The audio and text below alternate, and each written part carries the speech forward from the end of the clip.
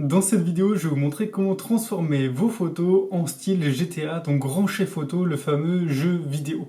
Donc vous allez arriver à des résultats à partir de vos photos comme vous voyez actuellement derrière moi.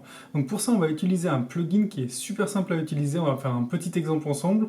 Et bien le lien est dans la description, quand vous cliquez dessus, vous tombez sur cette page-là et vous pouvez le télécharger pour l'équivalent de 14 dollars américains, donc soit à peu près 13,20 €.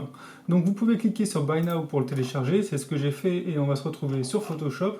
Je voulais vous montrer avant, il suffit simplement avec la peinture d'étourer certains éléments, appuyer sur Play et on a des résultats comme ça. On a aussi des animations, on peut faire ce genre d'animation avec ce plugin et c'est très simple. Donc on clique sur Photoshop, j'ai déjà présélectionné une photo sur laquelle on va travailler. Donc là, la première des choses à faire, ça va être de créer un nouveau calque en appuyant sur le petit bouton plus et de l'appeler Brush, B-R-U-S-H. C'est très important de bien l'appeler comme ça pour que le logiciel le prenne en compte. Ensuite, on va prendre le pinceau et on prend le brush qu'on veut, la taille qu'on veut, la couleur qu'on veut et on va détourer simplement l'objet principal, donc l'élément principal ici, moi.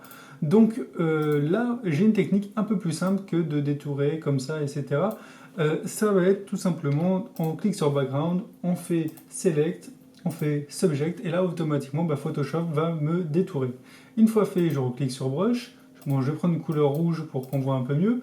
Ici, je vais agrandir mon calque, mon brush, et là, hop, quand je peins, ça ne sort pas de la limite. On va juste ici une petite erreur qu'on va effacer tout de suite en zoomant dessus. Donc voilà, si vous avez une petite erreur comme ça, vous cliquez sur la gomme, hop là, et c'est réglé.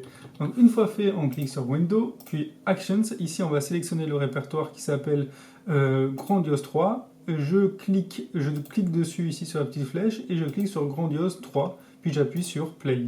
Et là, je laisse l'ordinateur travailler pour moi. Ça y est, le résultat est terminé, donc on a abouti à ce genre de résultat. C'est assez pro, c'est assez simple, parfait, c'est exactement ce qu'on voulait, et là on va pouvoir rajouter d'autres effets. Par exemple ici, je vois, ici on en a 16. Je clique sur le premier, hop là, puis j'appuie sur Play, et voilà, on a ce genre d'effet un peu GTA, donc là ça rend la chose beaucoup mieux.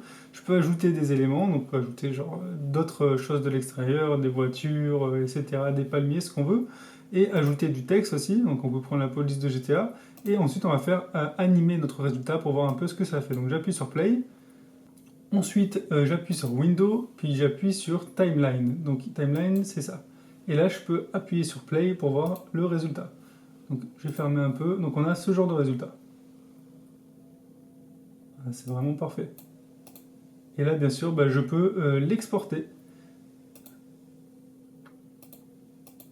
Voilà, j'espère que ce petit tutoriel vous a plu. N'hésitez pas à le découvrir, le lien est dans la description. Et je vous dis à très vite pour de nouvelles trouvailles.